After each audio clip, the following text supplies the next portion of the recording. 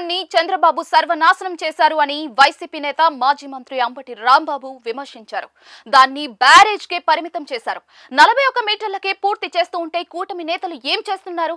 ఇప్పుడు చంద్రబాబు వారి కేంద్ర మంత్రులు గుడ్డి గుర్రాలకి పళ్ళు తోముతున్నారా అని ప్రశ్నించారు.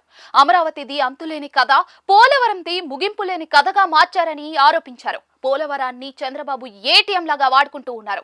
రాష్ట్ర విభజన చట్టంలో కేంద్రమే పోలవరాన్ని పూర్తి చేయాలని ఉంది. కానీ డబ్బులు కొట్టేయడానికి ఆ ప్రాజెక్టును ఏపీకి బదలాయించుకున్నారు.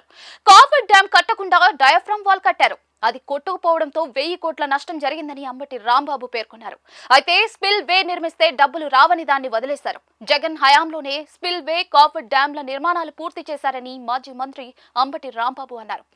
2013-14 రేట్ల ప్రకారం పోలవరం కడతానని చంద్రబాబు చెప్పారు. కానీ అది పూర్తి కాదని జగన్ కేంద్రంతో మాట్లాడి 2017-18 ధరల ప్రకారం నిర్మాణానికి అంగీకరించేలా చేశారు. తొలి దశ నిర్మాణానికి 12,157 కోట్లు ఎన్నికలకు ముందే రిలీజ్ కావాల్సిందే.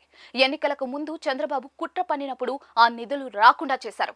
మొదటి దశకే 41.5కు మాత్రమే పోలవరాన్ని పరిమితం చేశారు. రెండవ దశ అయినా కూడా 45.72 మీటర్ల ఎత్తుకు నిర్మాణం జరగటం లేదు.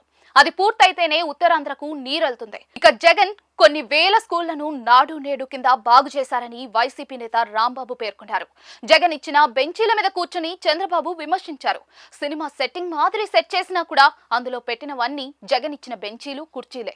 లోకేష్ విద్యాశాఖ మంత్రిగా ఏ పని చేయలేదు. హోంమంత్రి అనిత చౌకబారు విమర్శలు మానుకోవాలని సూచించారు. చంద్రబాబు, పవన్ కళ్యాణ్, లోకేష్ వారాంతంలో ఎక్కడుంటున్నారు అని ప్రశ్నించారు.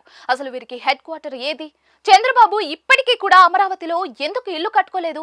హైదరాబాద్ లోని ఇంట్లోకి పవన్ కి తప్ప మరెవరికి ప్రవేశం లేదు. ధాన్యం కొనుగోలు చేయడం చేతగాని మంత్రి నాదెండ్ల మనోహర్ కూడా జగన్ ని విమర్శిస్తూ ఉన్నాడు.